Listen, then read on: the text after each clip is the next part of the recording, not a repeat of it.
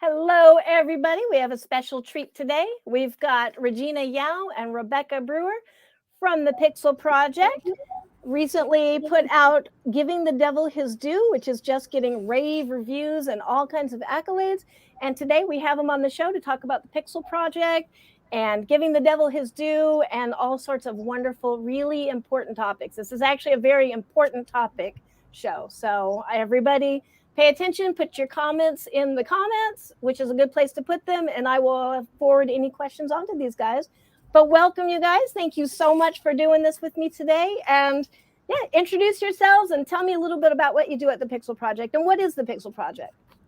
I'm Regina. I'm the founder and president of the Pixel Project. And the Pixel Project is a 100% volunteer run, 100% online nonprofit working at the intersection of online campaigns and pop culture and the arts and new technologies to end violence against women.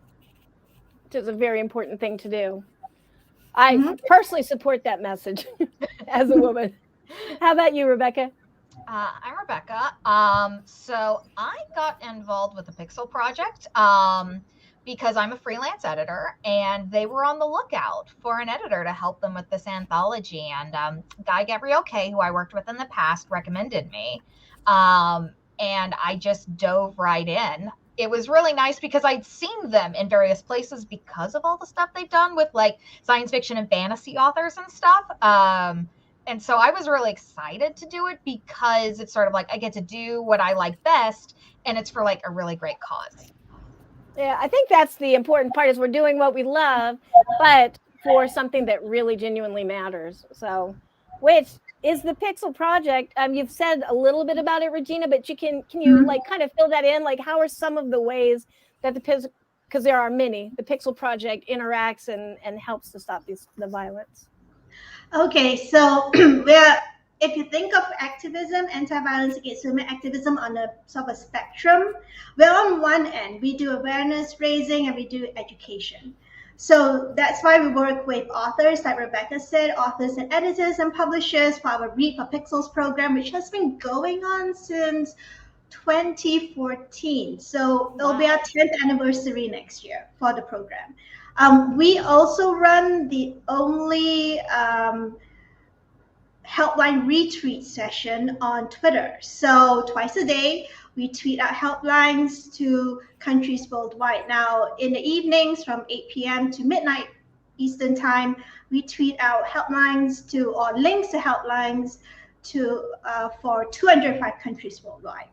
And then in the mornings from 10 a.m. Eastern time to noon, we tweet out helplines for North America. So we also have a Facebook page where you can go to get all the latest news about violence against women and what's being done about it. And we also run things like inspirational interviews where we have long form interviews with activists, advocates, and sometimes survivors about what they're doing to end violence against women. And every year we have a huge mix of country activists from different countries come in for interview. So those are just some of the projects that we do online. And we reach into spaces where more traditional, well, I don't know if traditional is the word for it, but anti-violence against women organizations don't reach. Like we work with authors, we're literally the only anti-violence against women nonprofit that works extensively with authors. For example, we've worked with musicians, we've worked with survivors, we've worked with dads because we also have a program called Fathers for Pixels. We run a lot of live stream panels and interviews and all. So we use the full range of tools online to get the message out to people and to educate people about violence against women. That's fabulous. So to sum that up, nobody is just sitting around at the Pixel Project having coffee. It sounds like everybody keeps very, very busy. That's a long list. When you say like the Pixel Project goes into spaces that aren't maybe traditional, that's one reason why I think that we're here today, because this is one of the results of that.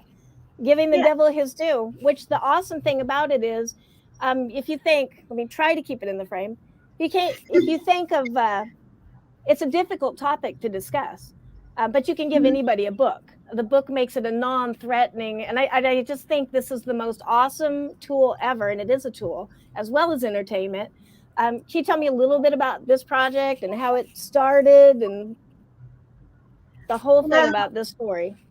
yeah, so as I said just now, Read for Pixels has been running for almost a decade now.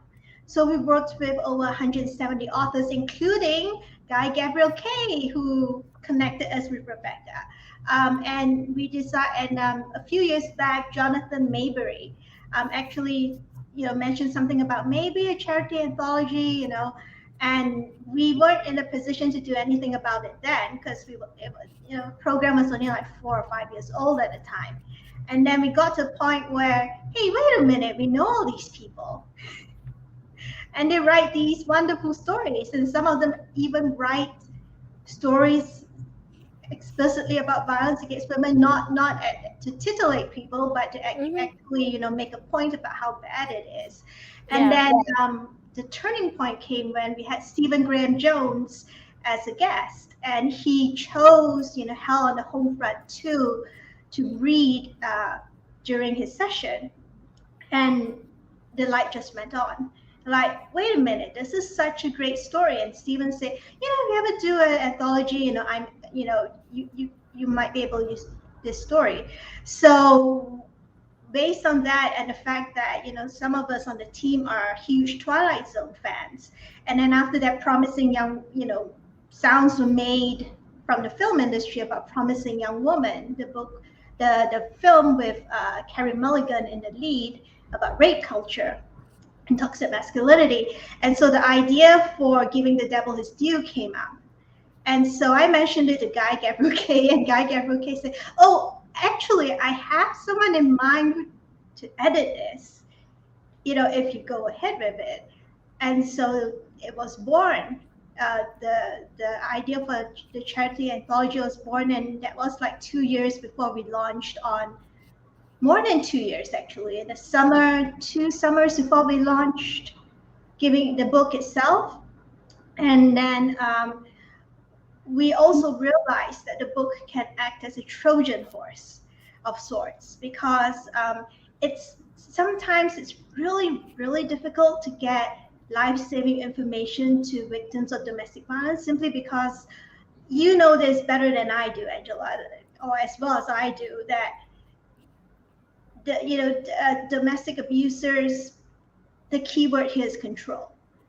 So a lot of times, they cut their victims off from any support from friends and family. Sometimes they even force their victims to quit their jobs so that they have economic control as well. So getting information to them can be tricky. So we thought, well, why don't we stuck all the information at the back of the book? So we did. And also sometimes with rape survivors, they feel too ashamed to get help. And, there's still the whole victim blaming culture across the world. So that's also one way of, what someone could do is, buy a copy of the book and say, hey, by the way, I know you'll love the stories in this book. And by the way, flip to the back. Yeah. It's like, 2 pages worth of resources you can click. If you buy the ebook, you can click to go through, or if you've got the paperback, you can just copy down the URLs to go through. But we've basically provided the links to 205 countries, help in 205 countries. So that's how it all panned out.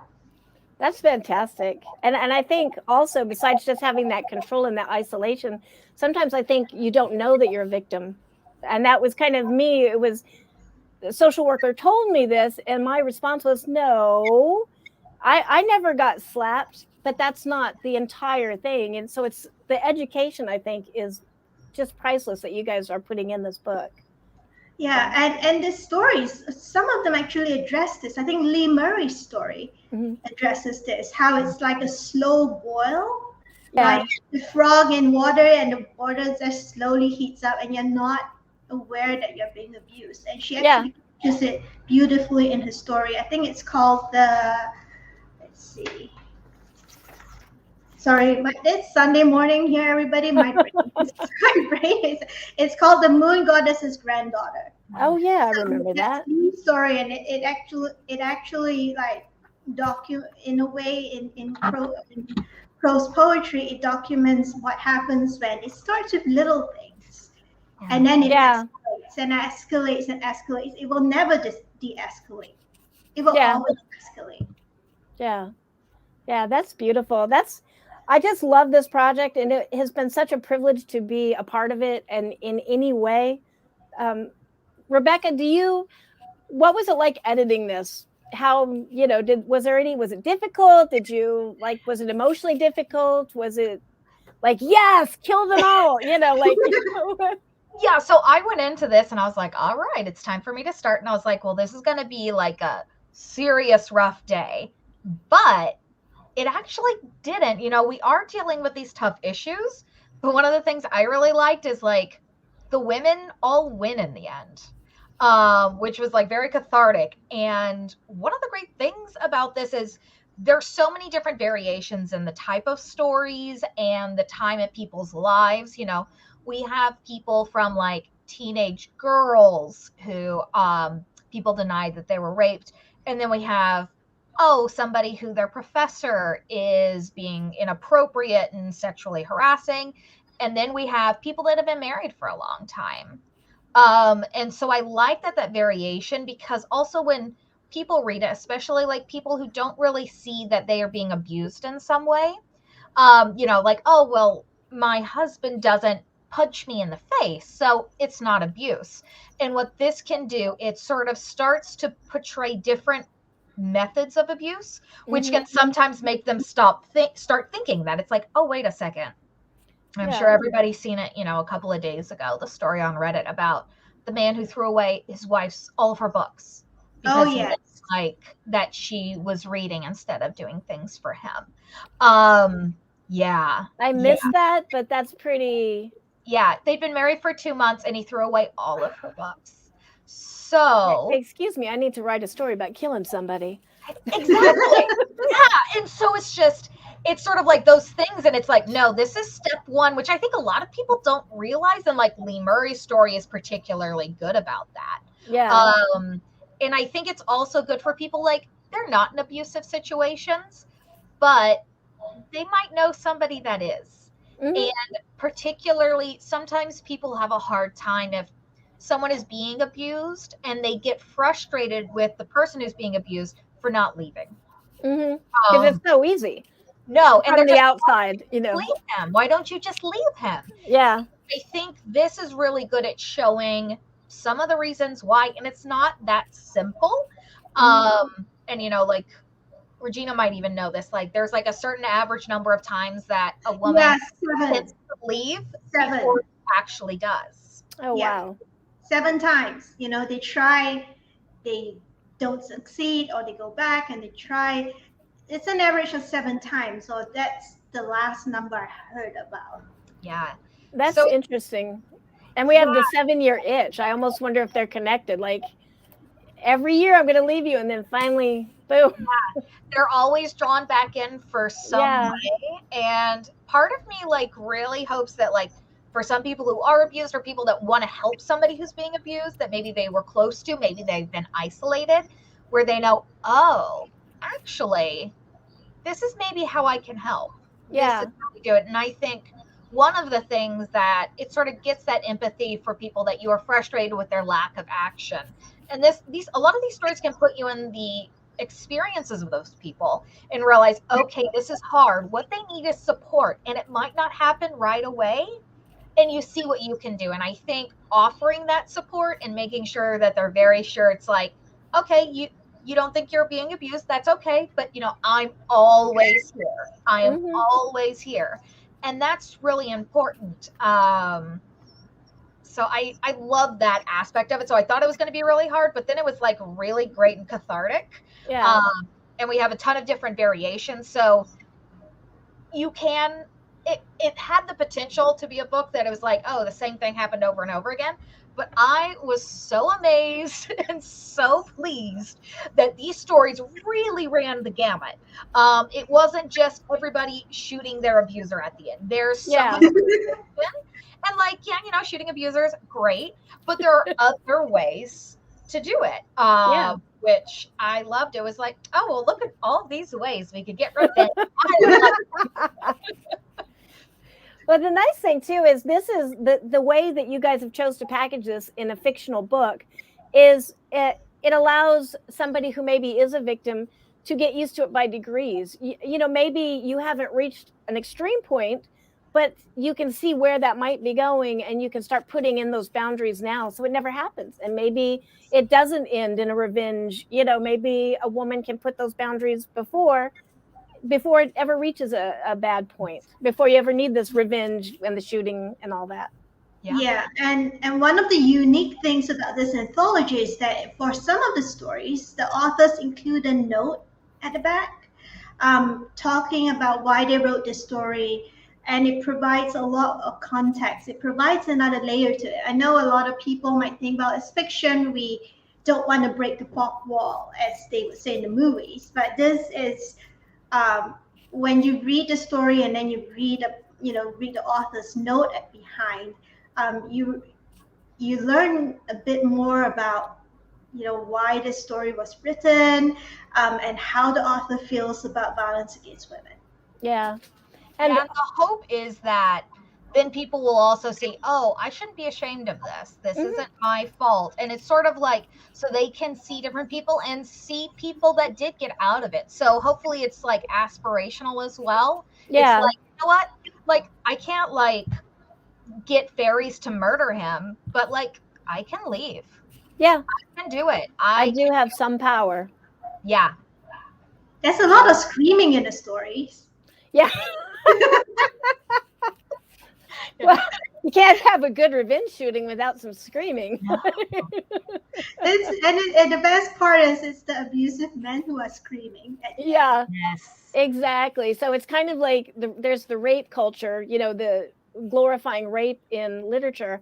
This is like the opposite, is glorifying anti-rape, or the revenge afterwards. So it's a cautionary tale, a cautionary anthology. Don't do this, or this may happen to you. Right. Like I mentioned earlier, one of the inspirations behind the book is Rod Serling's Twilight Zone, the original Twilight Zone. And I think I was reading about how he came to create the Twilight Zone. And it basically, to cut a long story short, it was to get around censors.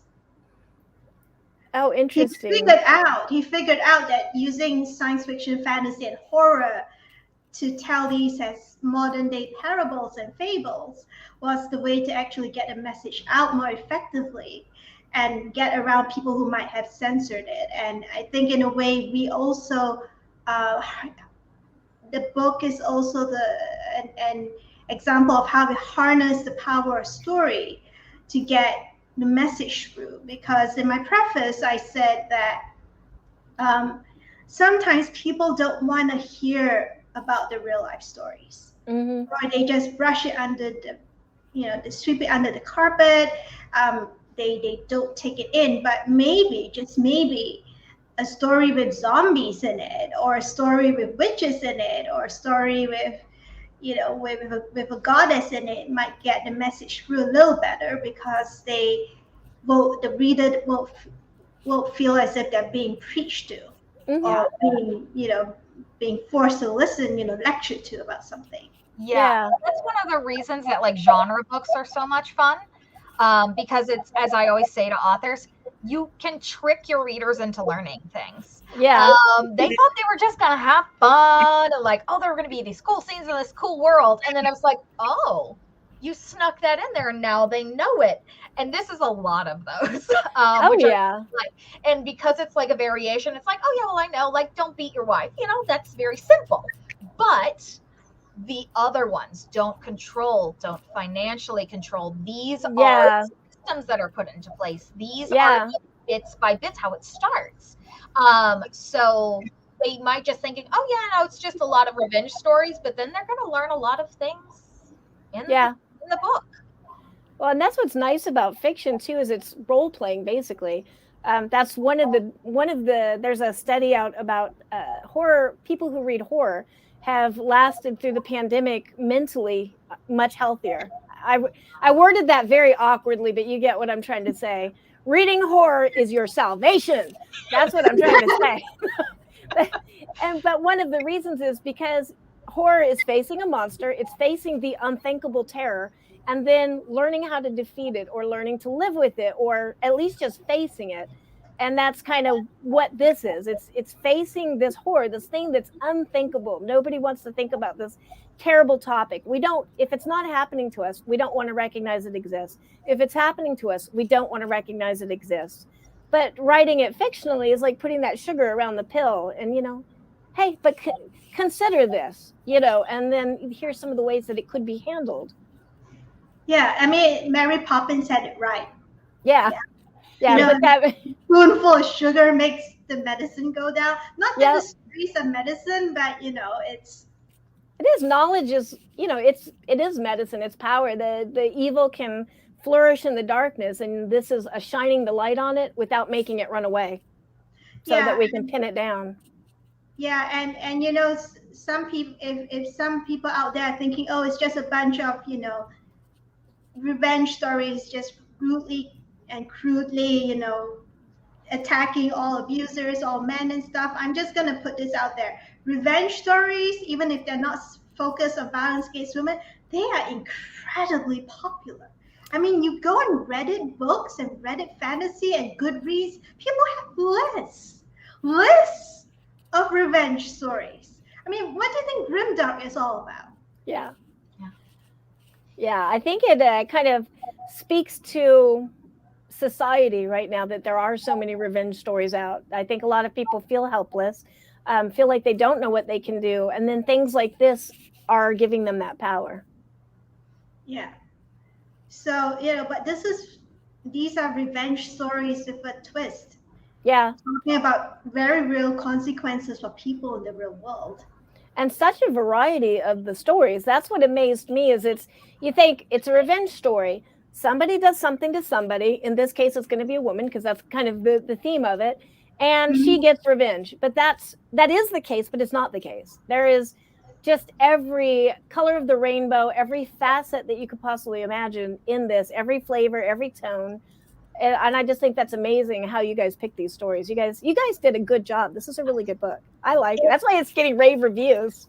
Yeah, it's I think also it's because Rebecca and I and the Read for Pixels team on the Pixel project, we actually did we very carefully assembled the TLC.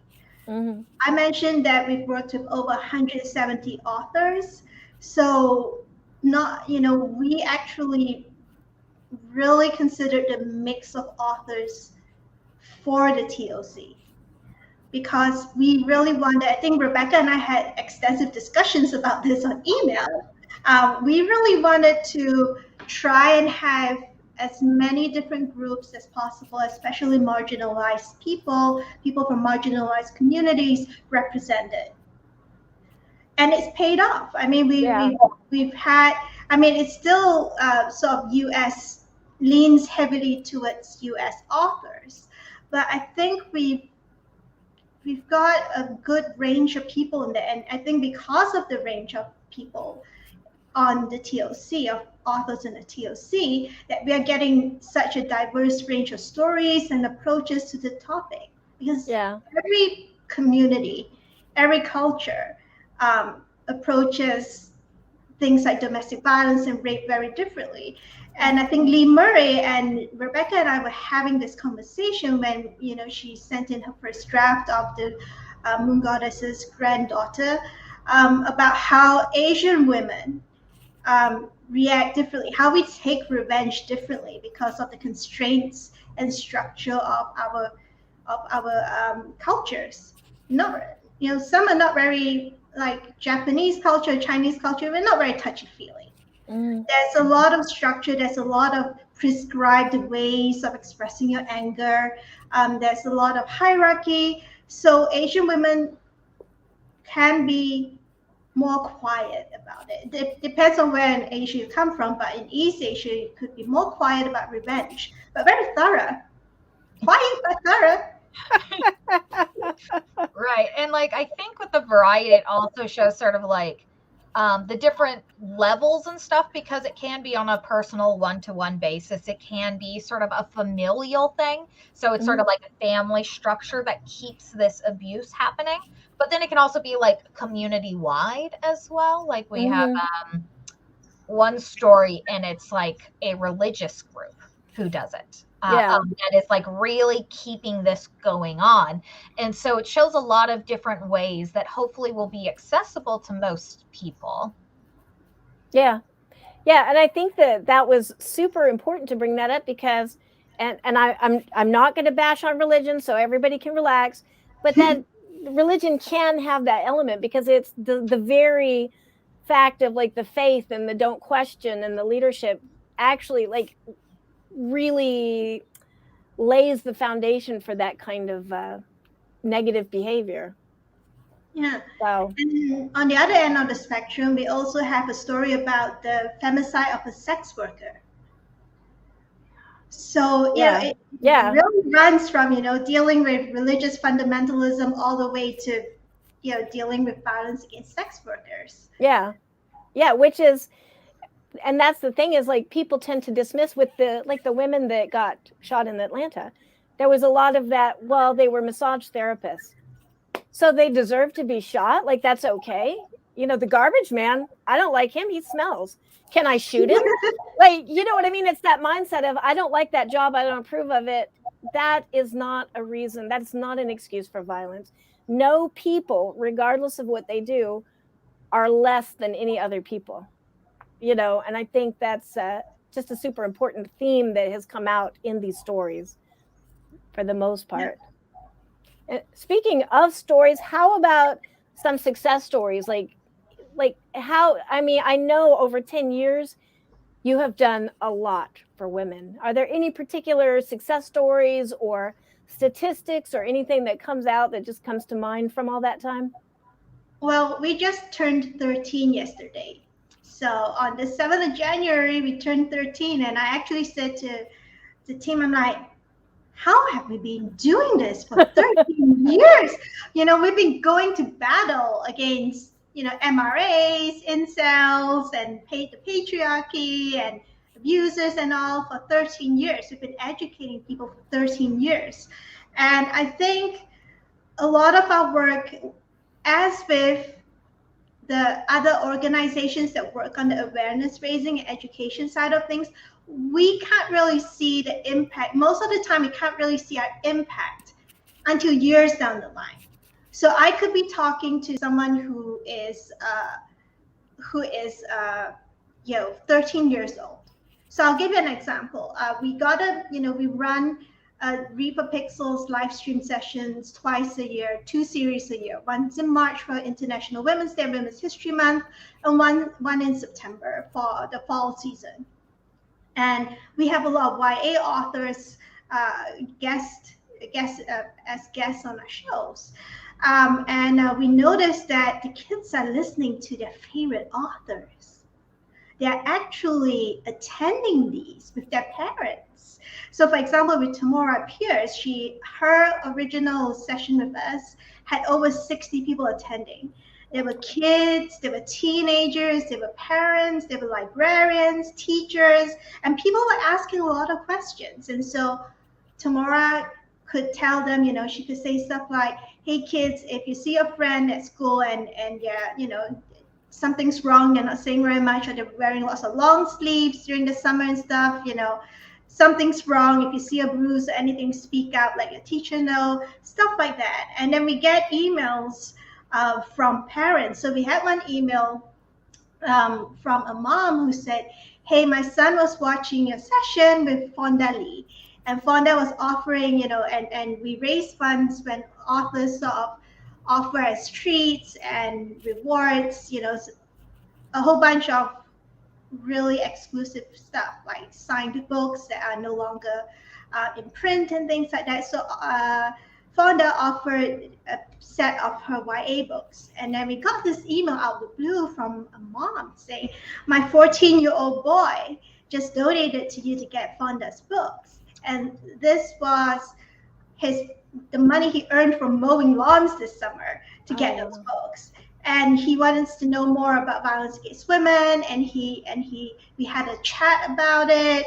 And we get to the kids with the help of the authors. We got to the kids early. And we realized that that's really the solution, isn't it? It's really difficult for grown-ups to change unless they want to change. But the kids are listening. That's awesome. You might not think they're listening, but they are listening. Yeah. And changing both sides of the equation. He's not likely to be an offender now because of the education that he just got and everything that he just learned. Yeah, and Fonda said that she wrote him a long note to go with his books about the issue.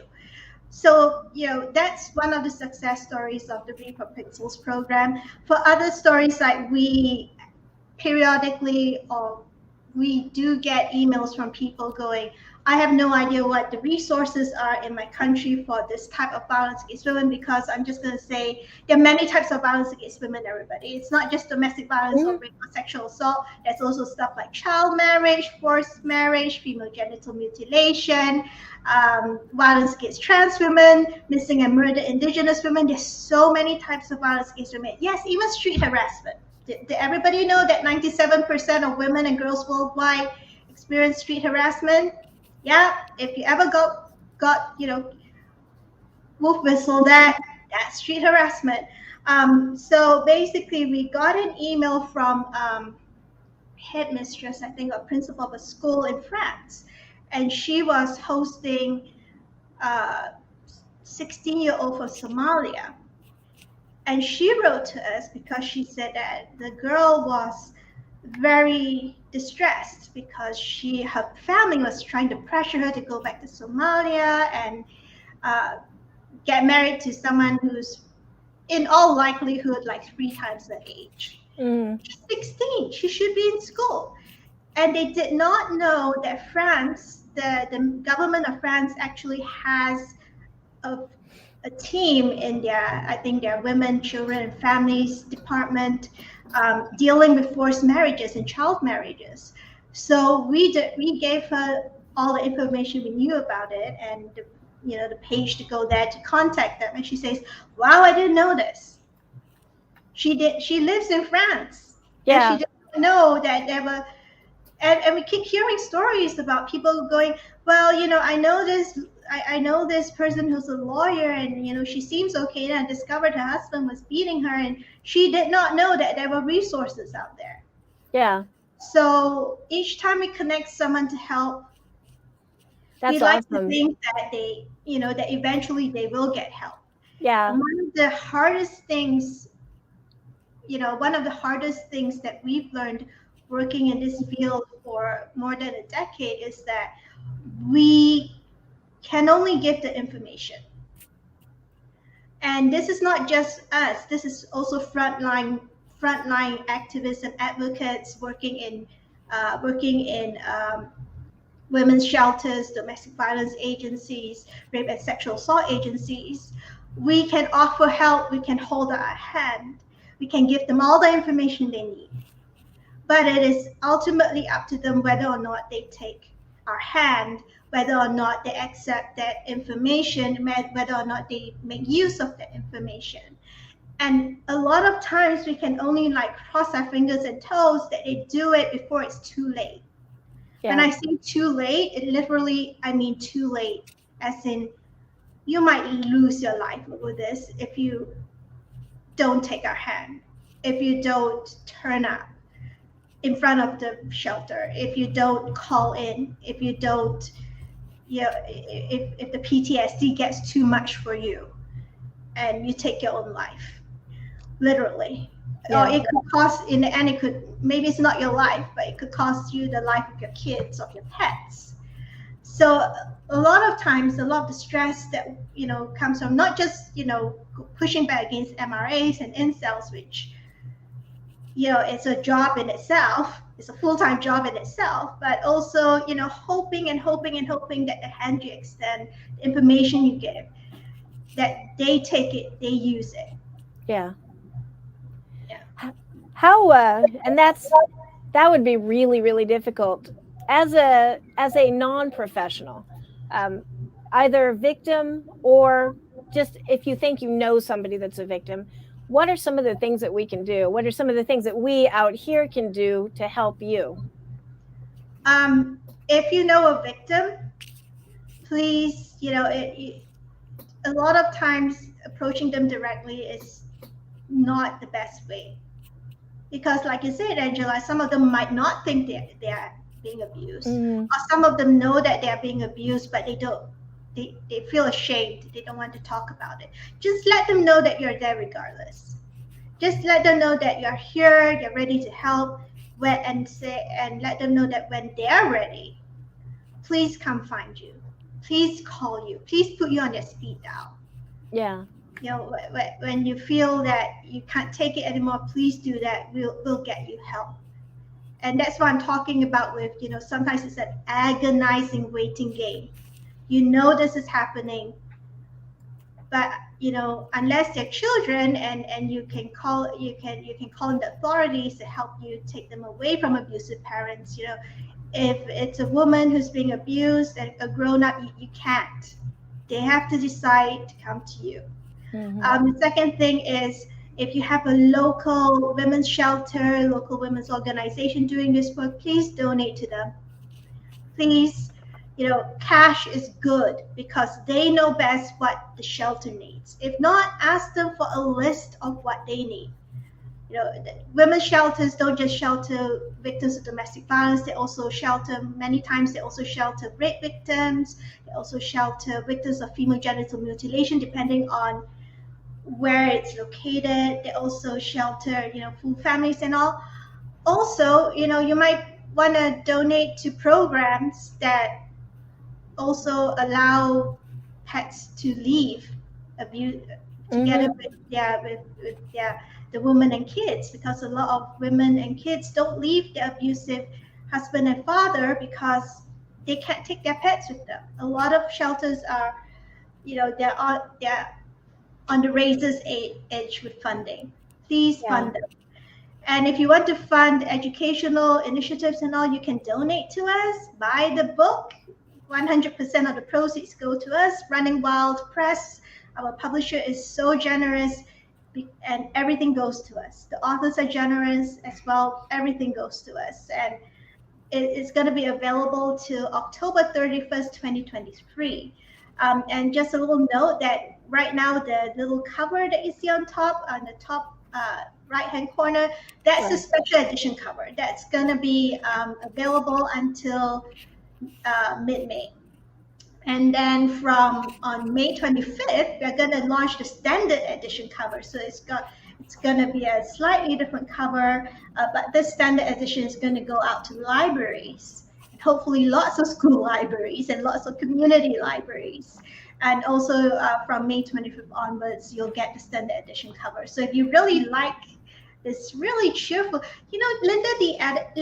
Edison, who's one of the authors in this book, and I keep remarking that, she put out, every time we get listed in a horror list, or, she actually put out a physical, collection of the books that she was part of last year, or that she wrote last year. It always looks insanely cheerful. I mean, well, look at, seriously, I mean, is, really great. Yeah. It's the orange, it's the yellow, and the white. There's a devil on it, but it still looks really cheerful. I don't know how we did that. I mean, all we did was say to the artist, like, please use these colors because these are the colors of the movement. So purple is the color of the movement to end violence against women in general. White is the color of the men's movement to end violence against women, and orange is, yellow/orange is the color of the UN's color. For Orange Your World program, which is also aimed at stopping violence against women. But it makes us look insanely cheerful. I mean, among book covers of horror books, we just pop. That's awesome though, because it goes with that whole Trojan horse kind of idea. Is like, yeah, it's okay. It's not a scary book. Yeah, now this is like really great if you know somebody who is being abused, and this is a way to almost give them information. And like the fact that we have resources in the back of the book, you know, their partner's not gonna know. Yeah. You know, and it's a way like you can just tell a friend, you know what, I really liked this story. It was so good. And then they're like, oh, that one was great. So they'll read another one. And one thing you can do is if your library or bookstore doesn't carry this, you can request it. Libraries are usually very happy if you just say, oh, well, I wanted to read this book. Could we get it in the library? They'll usually do that. And so then you'll get to read it. But then it's sitting there for who knows who to pick it up. And maybe someone who they didn't know they needed it. And they just thought it was like, oh, okay, this is a short story anthology. Oh, I like these authors, so I'll give it a shot. So that's one way to do that. And rate us now on Goodreads and Amazon and Barnes and Noble. Yeah, now the anthology is available at major booksellers worldwide. So if you have a Kobo, it's there. If you are outside the US, it should be in your local Amazon, it's carried by your local Amazon store, or you can order from Book Depository. And a tip for everyone, if you see that it's not in stock in your local bookstore, if there's a listing and they say it's not in stock, please email them and say, I am looking for this book. It says not in stock. Could you order some? Could you order me a copy? And if you do that, they normally don't just order one copy. They'll maybe order 5 copies. And, you know, if it's back in stock, who knows, more people will be able to access it. And that's exactly what we're hoping everyone, it's not just not just the proceeds that are going towards keeping us alive. It's that we want as many people as possible to have access to this book. As Rebecca said and Angela said, the stories are amazing, but also that 2 pages at the back of the book could save your friend's life. Yeah. You know, once they decide that they've had enough of the abuse, or once they decide that they are ready to get help, that's what's going to save their lives. Because and it's through and you know, if they have an ebook, they can just click through and go to the website, get the information. And it's like a sleeper agent too, which is one thing that's wonderful about it. They may not react at that moment. You may give them the book, you're positive they're being abused, and they don't, you know, they deny it, but they read it and they put it on their shelf. And then maybe something happens to trigger it. And they're like, you know what, actually, I need to read this again. I do need to check out those resources. So it's a resource that doesn't go away. It just sits there waiting until people need it. So yeah, it's also good for catharsis. I mean, we've had several reviews going, this is really cathartic. I don't need to go to jail. I can just pretend that, you know, that the abusers I know are getting their comeuppance. Yeah. So you're also helping the jail system to not be overloaded. Yeah, and we've actually had a review. A reviewer said that she came from an abusive home, and she said that this book was both hard to read but also necessary reading, simply because it tackles the stories all tackle the issue. And it might not, it might seem, and the sad thing is it might seem fantastical that the abusers definitely get their comeuppance. But maybe, she said, maybe that's what we need to be thinking about. Yeah. How the justice system serves victims and survivors in the real world. And that is what we were aiming for, right? That these stories prompt people to, you know, to rethink how the issue of violence against women is treated in society and also in the courts as well. Well, and that's the thing. Literature has a history from I guess since we've first figured out how to put ink on paper of violence against women. The women are the victims. The women are the damsels in distress. And so this book and stories like these are flipping that script and teaching us that there's another script where women are not necessarily the victims. And so I just think that's fabulous. Yeah. You guys have something special going on. I just happen to have some samples here. These are personal book plates that you can only get super limited. Some of the authors agreed to do these, and they are how do they get them? I know they buy a book and then. Yeah, you buy a book, it could be an ebook, it could be a paperback, and then you keep your receipt. It should be easy enough because if you buy online, which most people are doing it now because of the pandemic, you'll get emailed a receipt. You can take a screenshot of that receipt or save it as a PDF, and then go to our website, go to our website, check out our Read for Pixels page, and I'm going to put it in the comments box right now. Can I put it in the comments box? No, I can't. Yeah, after we're done with this, I'm going to make sure I put all of those links in the comments and in the description. So if you're looking at this a month from now and you didn't make the live version, just look in the comments, and everything we're talking about, how to get the book plates, how to get the book, and how to find the Pixel Project will all be in the comments and in the description. Yeah, and what you do is when you get to the landing page, the homepage for the anthology, click on the button that says get your book plate, and then fill in the form. Let us know which author you would prefer to get your book plate from, and then send and upload your receipt. Please, a receipt, please, because we've received all sorts, and we've had to contact people going, we actually need the receipt.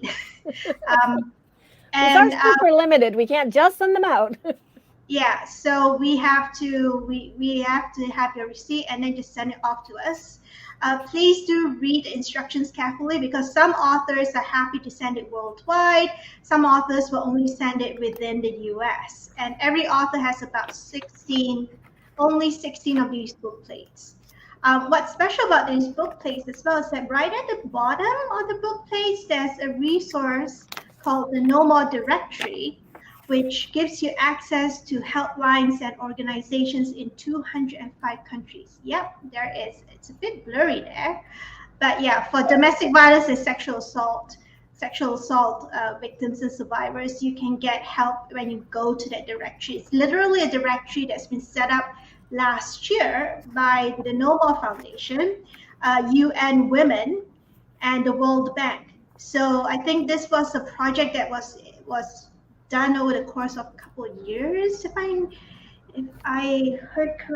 remember correctly. And then literally like every single country and territory that is a member of the UN is on there. Oh, that's awesome. The sad thing is that if you click on the Afghanistan listing right now, it says that because of what happened last year, there aren't any resources right now. Maybe it's changed since the last time I checked it, but it's getting from bad to worse. I'm going to give a shout out for the women in Afghanistan here, because every other day we receive news reports of something else that the Taliban has taken away from them. The latest thing is they've taken away access to bathhouses for the women. So a lot of Afghanistan is headed towards a crash economically, a crash in the economy, and the women usually go to the bathhouses, to have a warm bath and to perform religious rituals that require that they be clean, because most houses there don't have their own bathrooms. And now the Taliban in North Afghanistan have banned them, closed the bathhouses, and not allow them to even have basic hygiene. Wow. This is, we talk about the war on women in the US, which is happening right now. They just bombed the Planned Parenthood, right? But imagine not having access to clean water and hot water during the winter. Yeah. Yeah. And how much worse, I mean, if you don't have that hygiene, it closes so many doors. You know, I mean, self-esteem, going out, trying to, yeah. So I didn't know that. That's pretty upsetting. It is. I mean, they try to stop girls from going to school as well, which everyone expected. But Yeah. and then now and then last week or the week before, reports came out saying that they banned women from driving long distances. How is that going to track if you're a mom and in a rural area and you have a car and the nearest hospital is 100 miles away and your kid gets sick or you go into labor? Yeah. Well, it's just another reason to, it's just another rights grab, because you can, as the male, you can just make up, oh, well, you're too far away. What is too far away? You know, so that means any woman in a car is now in danger. Yeah. So, you know, and in Saudi Arabia, they've just won, right? About last year, something like that, that they are now women are now allowed to drive by themselves without a man in the car. Like, woo! like what? Yeah. Yeah, we are pretty lucky here in the US and in many other countries comparatively. Yeah. So. But it's in a way we shouldn't say that, because you know it shouldn't be the oppression Olympics, right? We should just because their trauma is, they have such extreme trauma being foisted on them, doesn't mean that your trauma doesn't matter. All trauma matters, right? And you know, in the US it's getting really bad. I mean, look at the abortion debate, which we're not going to get into here, but I'm just appalled. Yeah. Well, for people who do want to get into it, where can we find you? Because we can come to you. Where can we find you? How can we get in touch with the Pixel Project? Of course, links will be in the description, but what are some of the ways that we can get in touch with Pixel Project? Okay, you can go to our website, www.thepixelproject.net. You can contact us using our contact page there. You can also directly email us at info@thepixelproject.net. If you're just looking for news and information, please join our Facebook page. You can find it, you know, just type in the Pixel Project and follow the prompt.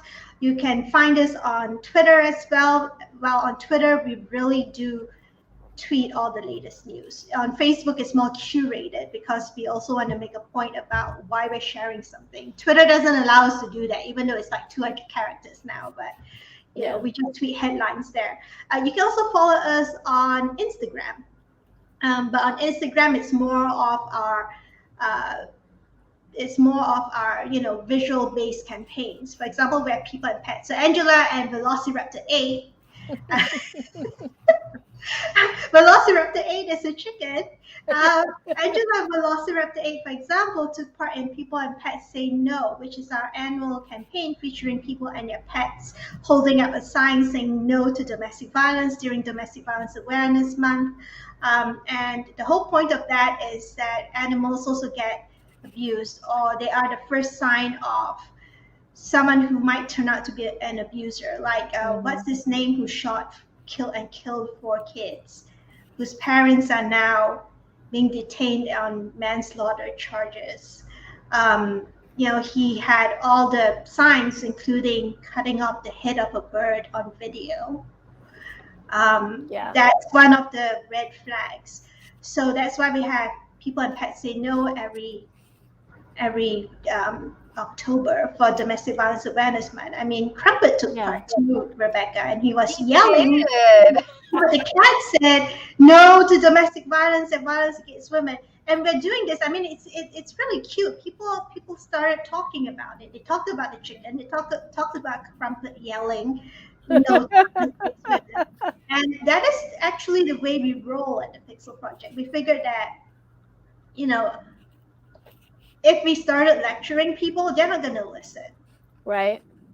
But if we did something positive, with people doing something positive, and we showcase that, and then and people start talking about why you're doing this, that will get through to more people.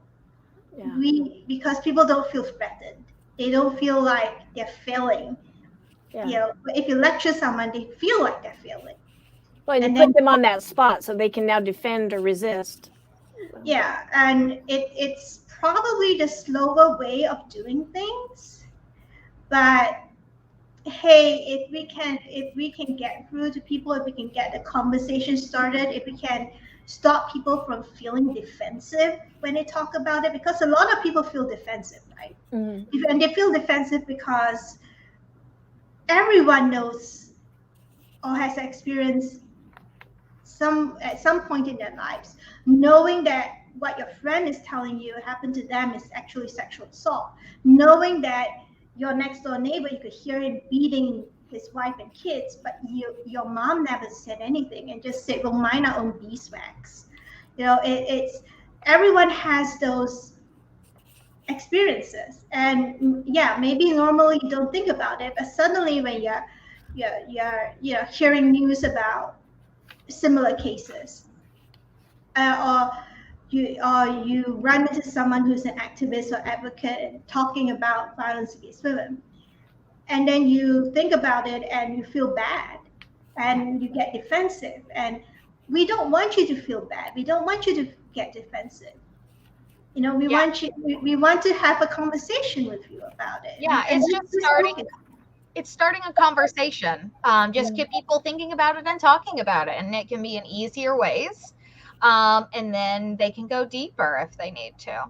Yeah, this book is it. I mean, if you out there, I know there's some of you out there who've been trying to get a message out to your community and nobody's listening to you. But if you're a geek, or if you belong to the book community, for example, or if you have a book club, book clubs, maybe, or if you have good friends with a librarian who organizes book clubs, maybe suggest that you read this or give it to your friends and say, "Hey, I got this book for you. Let's read it together, and let's see how we react to it." Yeah. And that's a nice way of actually broaching the topic instead of just going in cold and maybe starting an argument and then nobody wants to talk to each other. Closing a door. Yeah. Because the whole problem with violence against women is that it's so pervasive worldwide, right? It's at least 1 in 3 women and girls experiencing some form of gender-based violence in their lives. But the problem is we're not changing that fast enough, because in many communities, there's a wall of silence. Nobody wants to talk about it. It's taboo. But, oh, look, Bob can hit his wife many, many times and we won't say anything about it because that's their business. No, it's not. It's our business. Because at the end of the day, there was a report that came out 3 or 4 years ago that said that domestic violence costs the world economy something like $9 trillion. That's $9 trillion worth of lost economic participation, lost labor, deaths, stresses on the healthcare system because they're dealing with the aftermath, all the injuries, so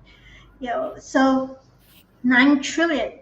Yeah. Just think about it. Your country or your community could function so much better if nobody was abused and everyone was allowed to go and to contribute to the economy. Yeah.